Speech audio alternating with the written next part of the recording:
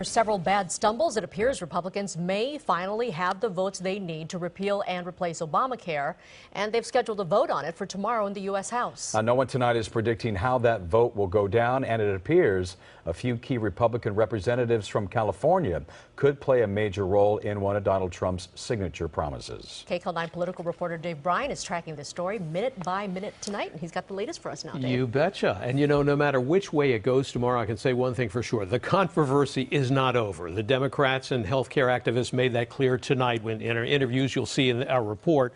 For 7 years now, Republicans have been hammering away at the Affordable Care Act, which they tagged as Obamacare. And tomorrow in the House, they get a chance to actually vote to repeal and replace it with Trump Care. And at least one Republican leader says they have the votes to win this time.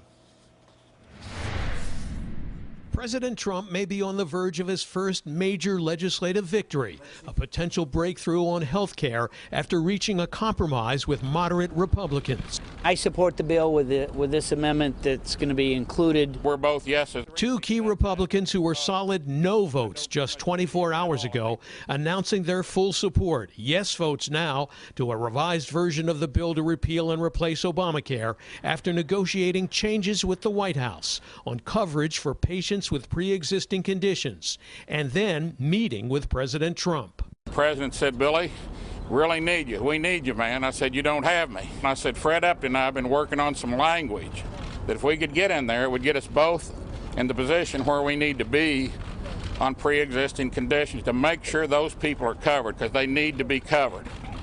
Period." House Speaker Paul Ryan, who was striding out through the halls of the Capitol lining up votes, says that breakthrough was a pivotal moment. They came up with a good amendment that adds to the bill, improves it, and we think brings us more votes. So we're making good progress. We've got some momentum, and so we feel really good about that. Now House Majority Leader Kevin McCarthy from Bakersfield says we have enough votes, it'll pass. Supporters say what turned things around was an amendment that would provide $8 billion to the bill to defray insurance costs for people with pre-existing conditions. What this amendment would do is provide additional funds directly into the high-risk pools to be spent for people that might otherwise lose their coverage because of a waiver that a governor would seek. But Anthony Wright, the executive director of Health Access California, says 4 to 5 million Californians would lose their health coverage despite the $8 billion.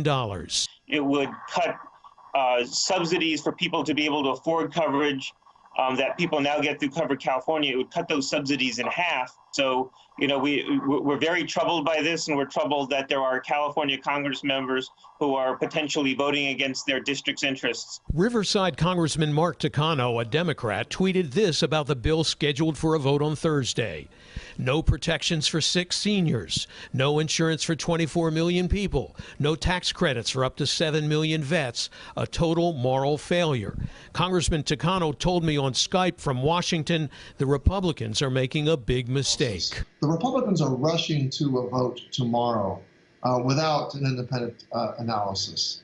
And this is what I find morally reprehensible. Kicking 24 million people off of their insurance in order for them to be able to set up tax cuts for the very wealthy and the big corporations in this country. That is a moral failure.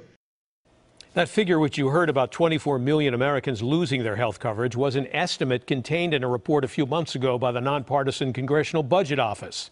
This was a study of the original Republican health care plan, which is different in some ways from the plan being voted on tomorrow.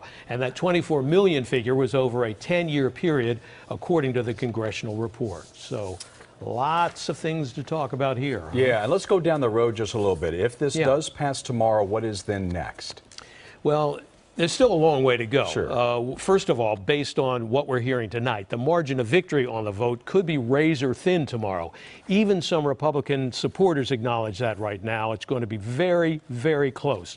Not necessarily a done deal. If it is approved by the House tomorrow, it goes to the Senate, where it's likely to be facing more amendments and changes. If it passes the Senate with those changes, then the two houses would have to confer on a compromise bill that they can agree on and pass it again. So again, still a lot to go before this becomes law, Lena. Yeah, still a long road. Dave, thank you.